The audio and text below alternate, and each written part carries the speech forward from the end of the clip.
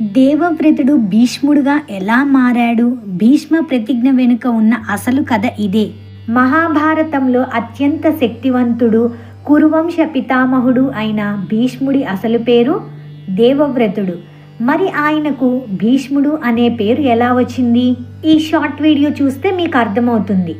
దేవవ్రతుడి తండ్రి శంతన మహారాజు దాశరాజు కుమార్తె అయిన సత్యవతి, అదే అండి మత్యగంధి ని చూసి ప్రేమలో పడతాడు. శంతనుడు ఆమెను వివాహం చేసుకోవాలనుకున్నప్పుడు ఆమె తండ్రి ఒక కఠినమైన షరత్తు పెడతాడు.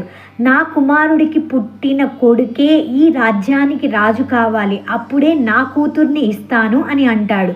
కానీ అప్పటికే దేవవ్రతుడు యువరాజుగా ఉన్నాడు కాబట్టి శంతనుడు ఆ షరతులకు ఒప్పుకోలేక బాధతో వెనుతిరిగాడు. తండ్రి బాధను గమనించిన దేవవ్రతుడు స్వయంగా దాసరాజు వద్దకు వెళ్ళి తన తండ్రి కోసం రాజ్యాధికారాన్ని వదులుకుంటానని మాట ఇచ్చాడు. అయినా దాసరాజుకు నమ్మకం కుదరలేదు. భవిష్యత్తులో నీ పిల్లలు నా కూతురి పిల్లలతో రాజ్యం కోసం గొడవ పడవచ్చు కదా అని అడుగుతాడు. అప్పుడు దేవవ్రతుడు ఒక భయంకరమైన ప్రతిజ్ఞ చేశాడు. నేను ఆ జన్మాంతం పెళ్లి చేసుకోను, బ్రహ్మచారిగానే ఉండిపోతాను. నాకు పిల్లలు పుట్టే అవకాశమే లేదు కాబట్టి సత్యవతి సంతానమే పాలకులవుతారు. ఇంతటి కఠినమైన భయంకరమైన ప్రతిజ్ఞ చేసినందుకు ఆకాశం నుంచి దేవతలు పూలవర్షం కురిపించారు.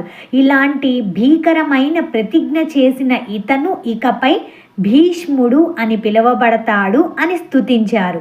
ఈ త్యాగానికి మెచ్చిన తండ్రి శంతనుడు భీష్మునికి ఇచ్ఛా మృత్యు, అంటే తనకు ఇష్టమైనప్పుడు మాత్రమే మరణం రావడం అనే అద్భుతమైన వరాన్ని ఇచ్చాడు. ఈ ఇన్ఫర్మేషన్ మీకు నచ్చిందా? అయితే తప్పకుండా లైక్ చేసి సబ్స్క్రైబ్ చేసుకోండి.